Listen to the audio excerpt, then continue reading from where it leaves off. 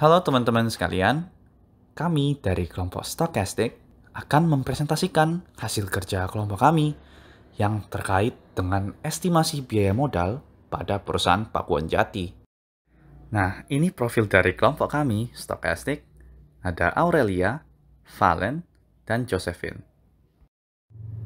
Berikut merupakan sekilas gambaran mengenai perusahaan Pakuan Jati. Nah, perusahaan ini didirikan pada tahun 1982 dan tercatat di Bursa Efek Jakarta dan Surabaya sejak 1989. Nah, Pakuan Jati adalah pengembang real estate terdiversifikasi yang berfokus di Jakarta dan Surabaya. Portofolio properti utama perusahaan meliputi pengembangan retail, perumahan, komersial, dan perhotelan. Nah, perusahaan ini juga terintegrasi secara vertikal di seluruh rantai nilai real estate, mulai dari pembebasan tanah, pengembangan properti, pemasaran, dan manajemen operasional. Lalu, Pakuan Jati adalah pelopor konsep superblok di Indonesia, yaitu pengembangan terpadu berskala besar. Rekam jejak dan reputasinya yang sukses dalam industri properti telah mengamankan hubungan jangka panjang yang kuat dengan penyewa dan pembeli, yang menyediakan platform yang stabil untuk ekspansi bisnis yang cepat. Dalam menghitung estimasi biaya modal pada perusahaan Pakuan Jati, kami menggunakan rumus WACC atau Weighted Average Cost of Capital, yang merupakan perhitungan biaya modal perusahaan di mana setiap kategori modal ditimbang secara proporsional.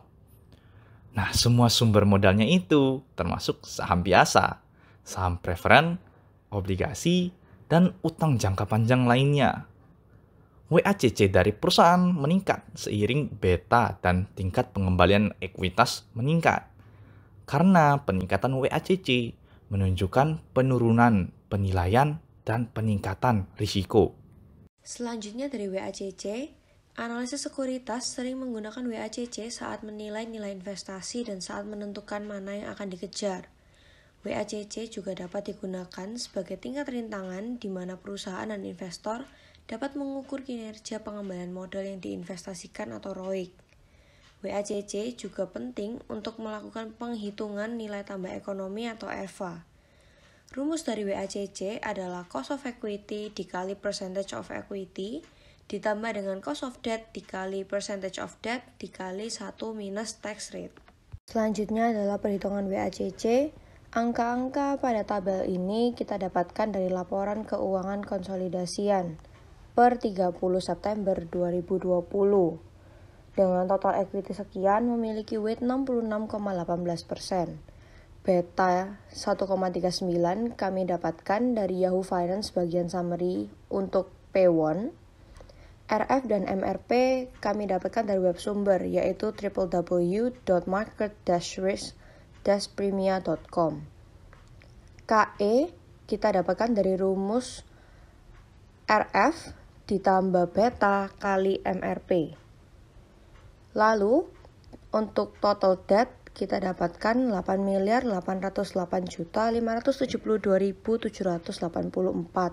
dengan weight 33,82%. Laporan posisi keuangan PWON pada kuartal 3 tahun 2020 menunjukkan besarnya liabilitas yang dimiliki oleh PWON. Liabilitas PWON dapat dilihat lebih detail pada catatan laporan keuangan.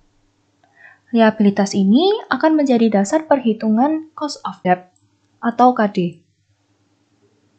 PWON mempunyai dua jenis liabilitas, yang berasal dari utang bank jangka panjang serta utang obligasi. Utang bank jangka panjang sendiri didapatkan dari 3 sumber pinjaman, yaitu utang sindikasi, Bank Mandiri, serta Bank Negara Indonesia.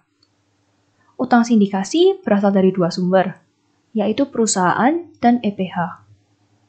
Utang sindikasi yang berasal dari perusahaan adalah sebesar 225 miliar dengan bunga sebesar 7%, yang didapatkan dari BI Rate ditambah dengan margin 3,5%. Selanjutnya adalah utang sindikasi yang berasal dari EPH, yaitu sebesar 300 miliar, dengan tingkat bunga 6,75% yang didapatkan dari BI Rate ditambah margin 3,25%. Bank Mandiri memberi pinjaman kepada PWON sebesar 9 miliar, dengan bunga tetap 8,75%. Sedangkan Bank Negara Indonesia atau BNI memberikan pinjaman sebesar 51 miliar dengan tingkat bunga 6,91% per tahunnya. Utang yang kedua berasal dari utang obligasi, yang didapatkan dengan cara menerbitkan Senior Notes due 2024, atau dapat disingkat dengan Notes 2024. Pinjaman yang berasal dari Notes 2024 adalah sebesar 250 miliar US dollar atau setara dengan 3 triliun Indonesian rupiah.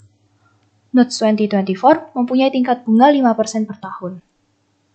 Selanjutnya untuk perhitungan cost of debt atau KD adalah dengan cara menjumlahkan weighted average dari setiap utang. Weighted average sendiri didapatkan dengan cara membagi nominal pinjaman dengan total pinjaman, kemudian dikalikan dengan tingkat bunga per tahun untuk setiap pinjaman. Dengan tingkat pajak perusahaan sebesar 22%, maka cost of debt after tax adalah sebesar 4%.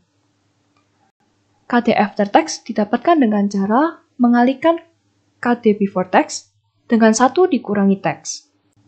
Dan yang terakhir adalah perhitungan WACC PWON, yang didapatkan dengan mengalihkan weight equity dengan cost of equity, kemudian ditambah dengan weight debt, dikalikan dengan cost of debt. Sehingga WACC PWON adalah sebesar 8%. Sekian presentasi dari kelompok PWON mengenai estimasi biaya modal. Terima kasih.